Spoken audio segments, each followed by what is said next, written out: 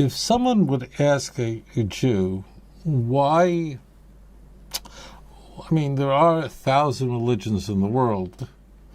They all can't be true.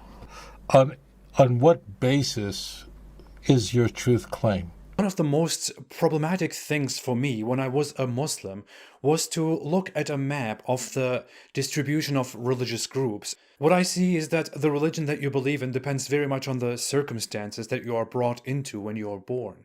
If you are born in the middle of America, you are very likely to be born into Christianity. If you are born in Saudi Arabia, you are almost definitely a Muslim. In modern times, religious interactions may have become much more common, but still, most people stay within the religions that they are born into. Muslim arguments are very laughable to me right now, but to the average Muslim who wants to stay within Islam, Islam is quite convincing.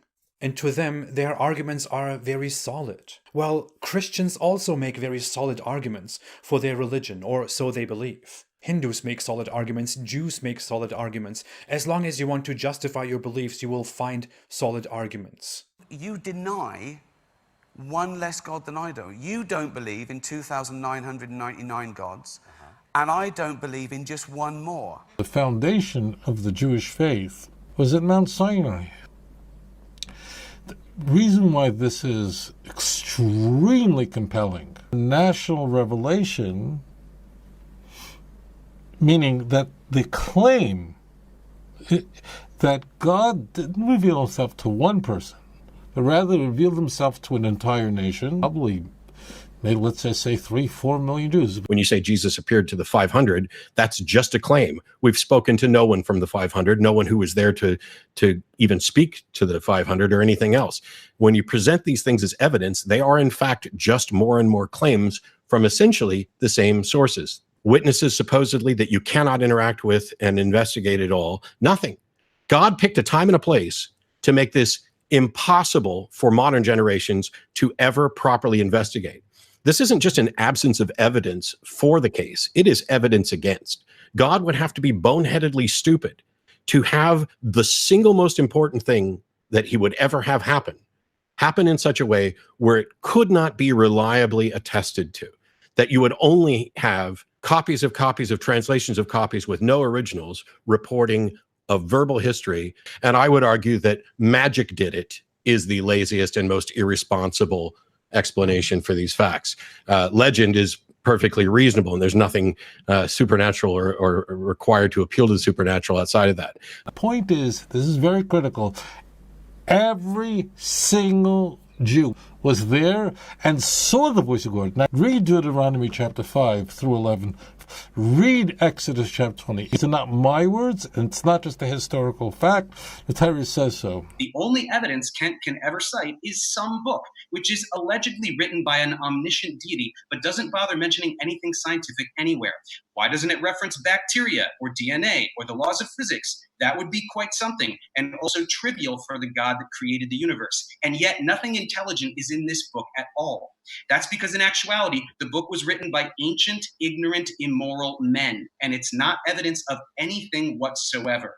The Torah lays out all of history. Now, normally, when you talk about history, you talk about events that have happened in the past. But our God, the God of Avram, Yitzchak, and Yaakov, had a way of teaching history, and a history that also would be the future. But here's the problem. If the prophecy is clear, what you'll find is that the text that is the most impressive has been altered at a later date after the events. And so when we read something that somebody wrote down, some unknown person, countless centuries ago, they wrote something down, and it appears that maybe with the correct interpretation, it can almost look like they were predicting the future. Even if we were convinced that they nailed it word for word exactly, we don't know how they were able to do that. Did they get lucky? Was it a magic trick? Was it something that was inevitably going to happen? Was it something that was likely going to happen? Are there people actively working to make this thing happen? You know, it prophesies the state of Israel. Yes, and there were people actively working to make that prophecy come true. So you just don't jump to the conclusion, look, it only could have been God, which could have been the author of that. Foundation of Judaism is the event, the national event at Mount Sinai, that, excuse me for the double negative, that no one wasn't there.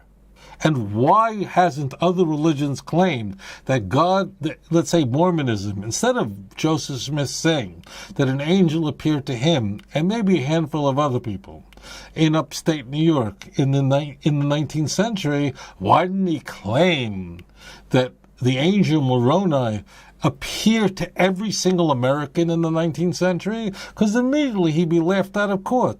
Why? Because every American would say, there was nothing happened. I didn't see anything. Nothing happened to me.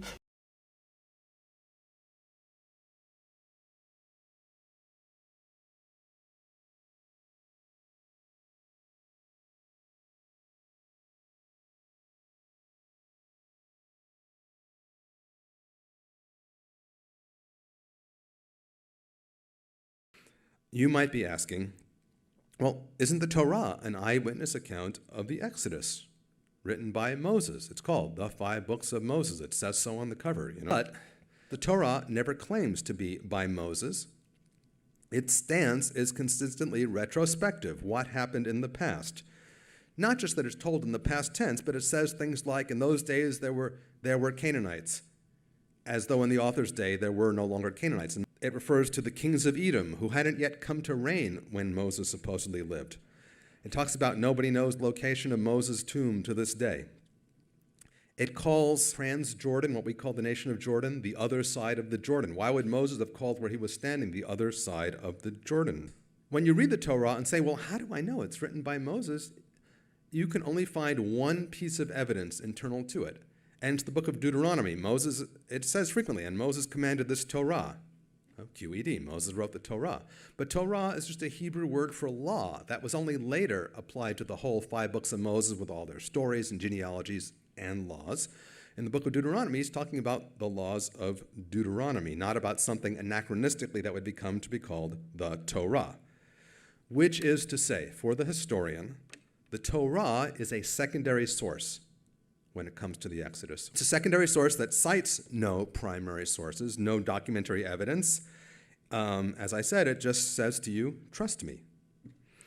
Our best estimate for its compilation, as I said, is around 400 BC, a millennium later than Jewish tradition dates the Exodus. You can speak to any religious Jew. I'm talking about a Jew who grew up in a traditional home like me. Anyone, okay?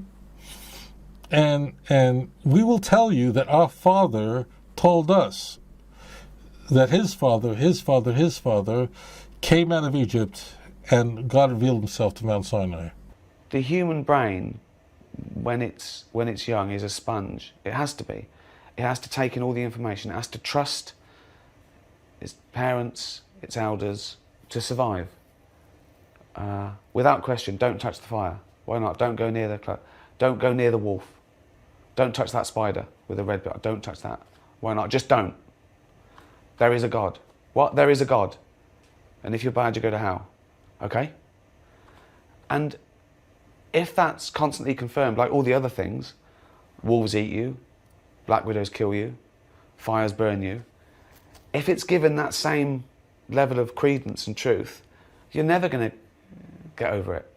It's going to be a lot harder. And so they often want to hold on to that, right? But only because of the way they've been conditioned. We know it's fun to tell children there's a Santa Claus and there's fairies at the bottom of the garden and all these cute things. It's cute till they're 7 or 8. If they're 34, it's a bit embarrassing. And he can make these claims, and there's no way to check it out. This was placed in there in order to convince people of something that was completely bogus.